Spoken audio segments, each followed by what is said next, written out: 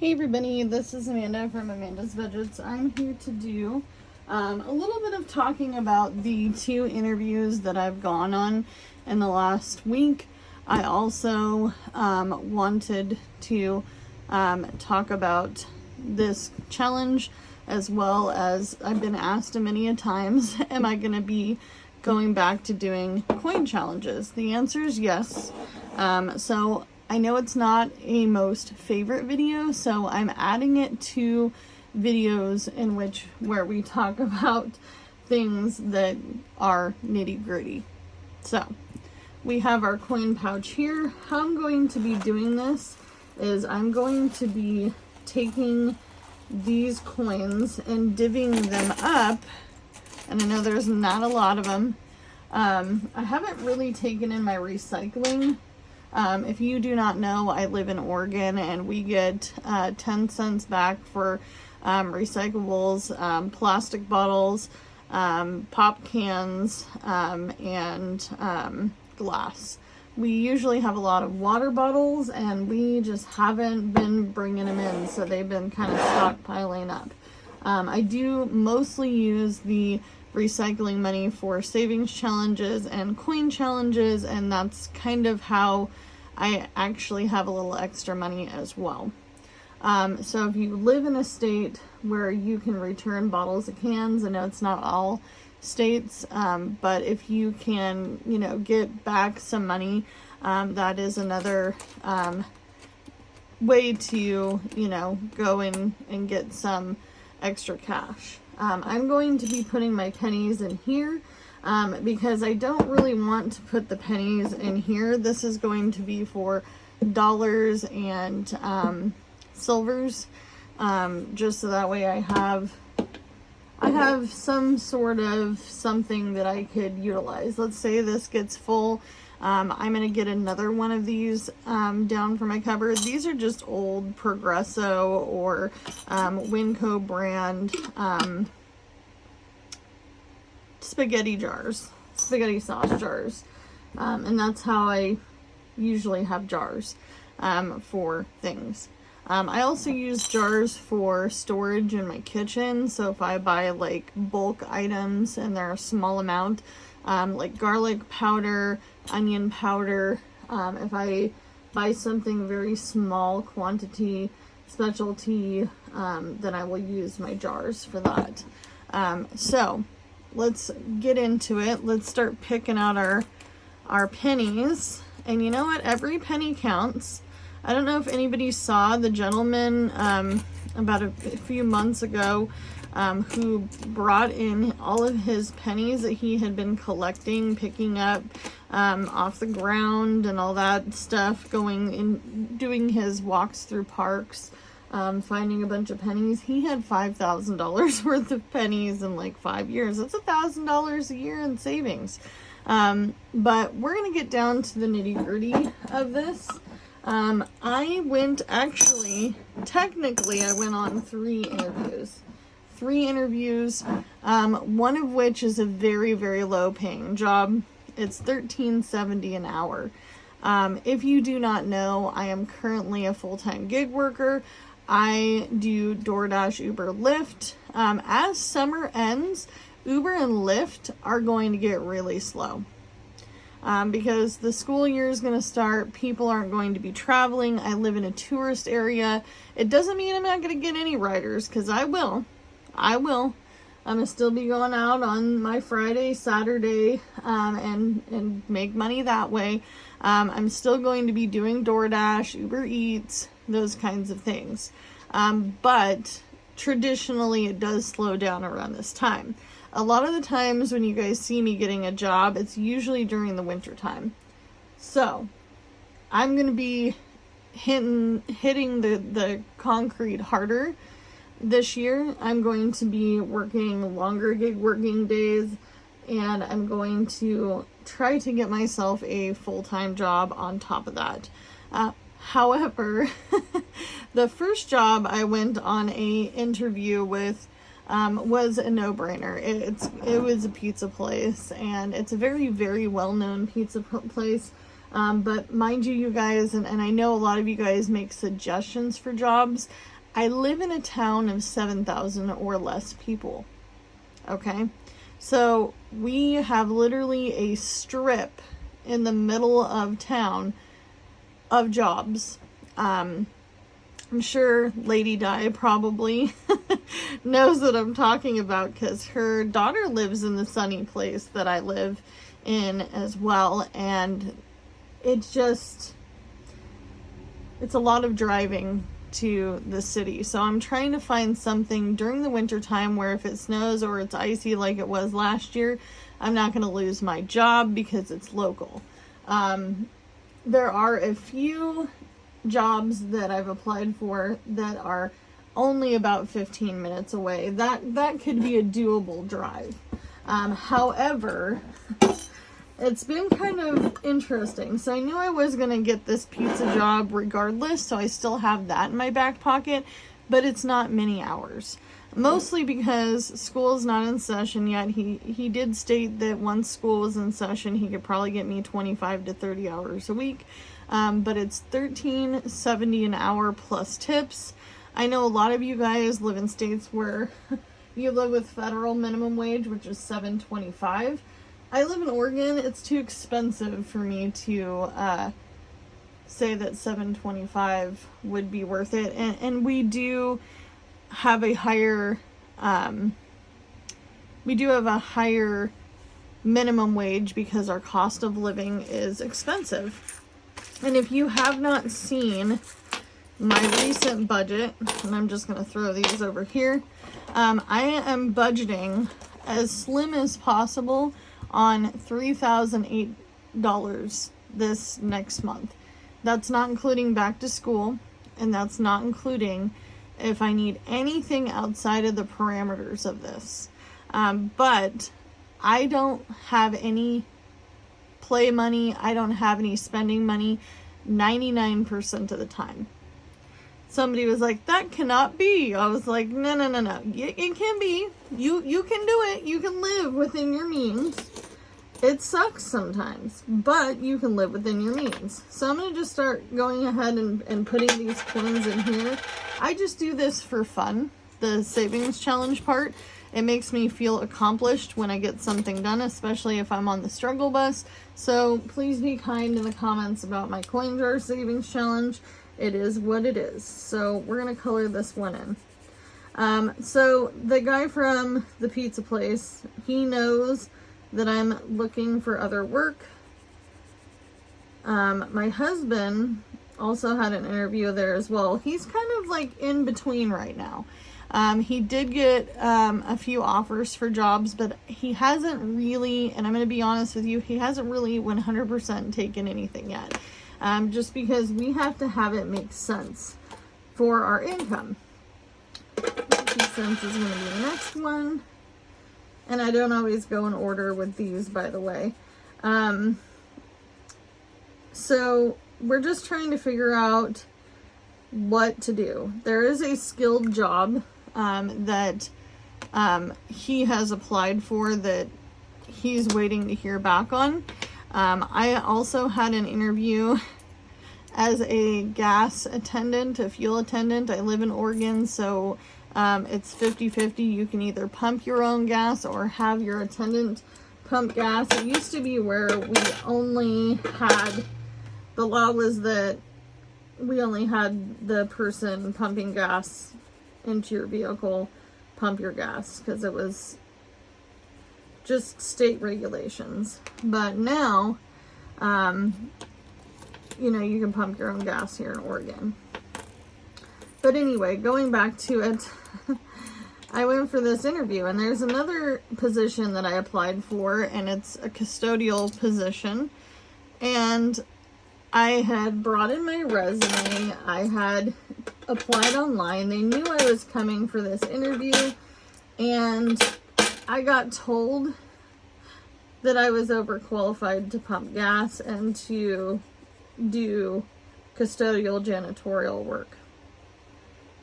It doesn't mean I won't get the job. It just means that I am quote unquote overqualified because I have been a manager for the last, off and on for 15 years. And if I wasn't a manager, it wasn't because I wasn't qualified to do it. I just didn't want to. Because being a manager means that I have to live at the store in which I work at. If you guys remember, even just 6 months ago, before we moved into this manufactured home, almost 7 months ago, I was working ridiculous amounts of hours at my previous pizza job where I was the store manager. I want to be able to have some flexibility in my life, so I don't really want to be a store manager.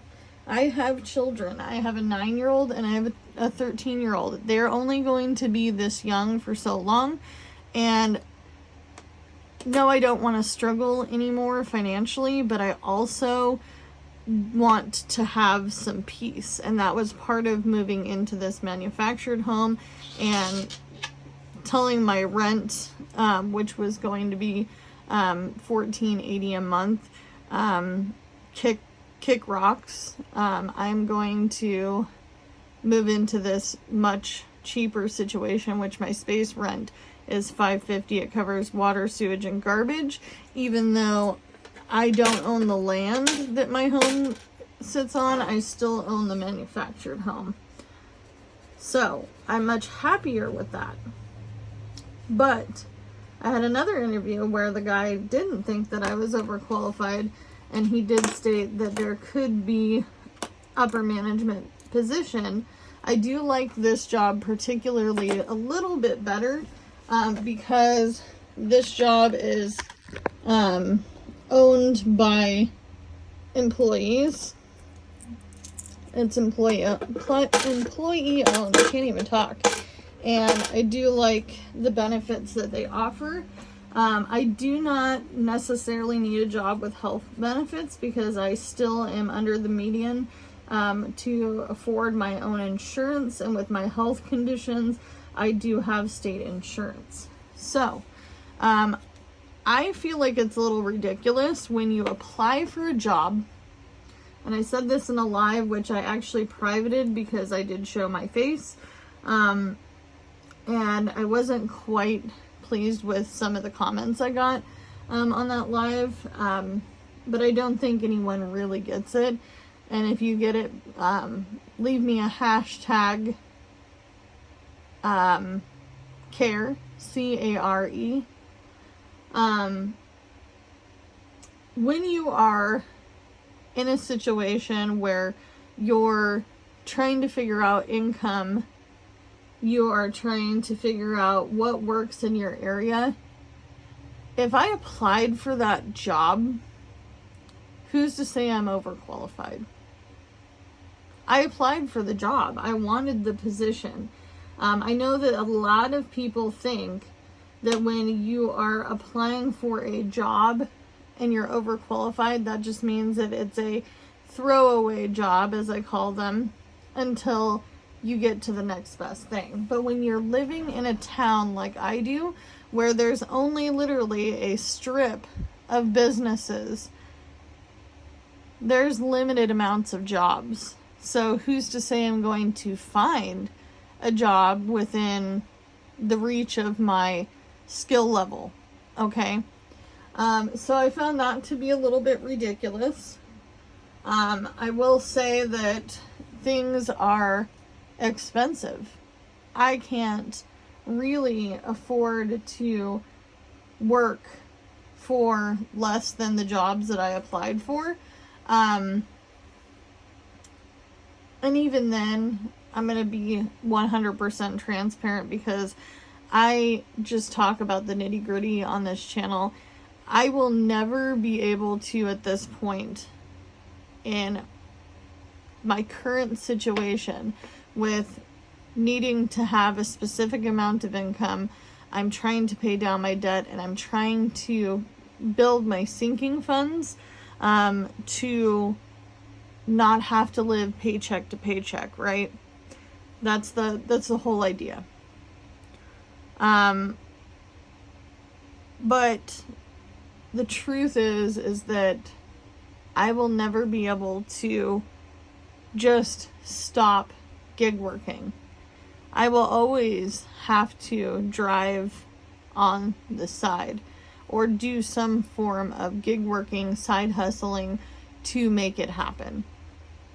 My husband and I sat down with this budget. We broke it down the best we can. I am going to show you guys my food hauls on here.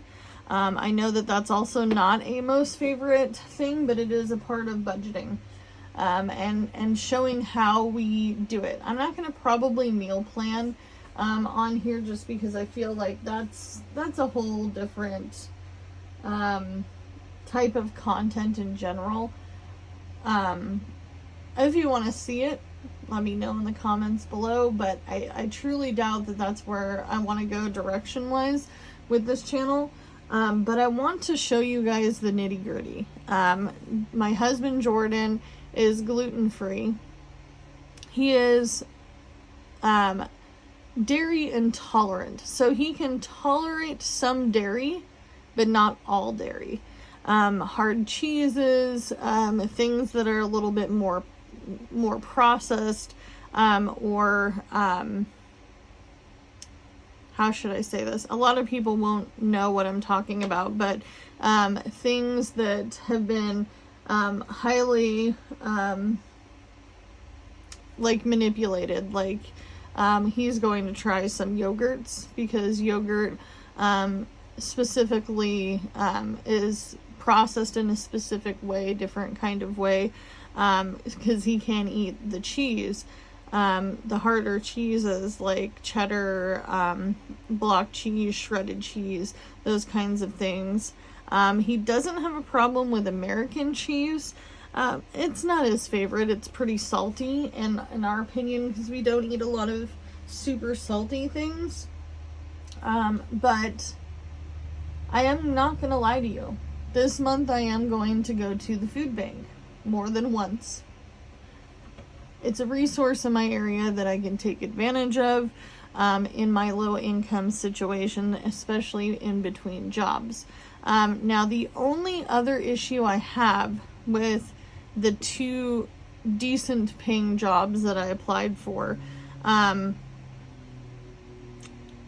that I'm not sure when I'm going to hear back. I did get a call yesterday for a 3rd job. Now, this would be also a better paying job. This is the employee owned. It's local.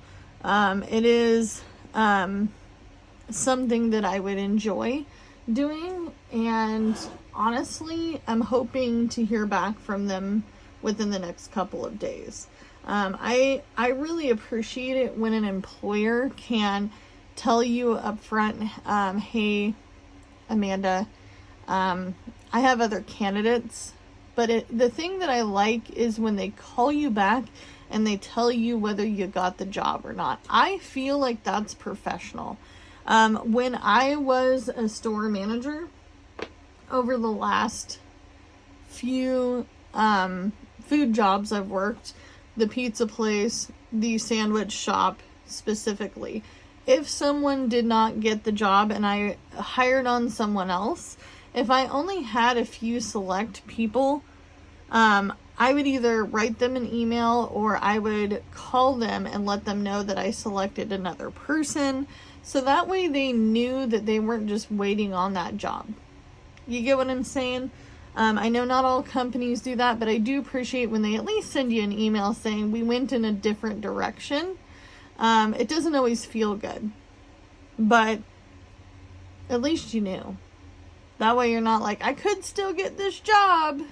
So I appreciate anybody who has watched my channel for the long term. If you want to leave me a #care, if you understand the situation I'm talking about, I appreciate it. If you made it to the end of this video, definitely leave me a heart or write heart at the bottom. I do not have this one out for free this time. I am still trying to figure out Etsy. Etsy is now asking for $30. I closed my other shop completely closed it. It's no longer, can't be reopened. I did not realize in doing that it was going to cost me money to open a new shop. $30 seems a little steep to me. Plus there is a new amount to list things, which is 30 cents, which I knew about from my previous shop. I knew that it had gone up. However, when I started my previous shop, I didn't have to pay anything to get it started. I want to get back into Etsy. I want to do digital items for you guys. I do think that it would be a great way for me to utilize something to help my sinking funds and to pay down some of my debts.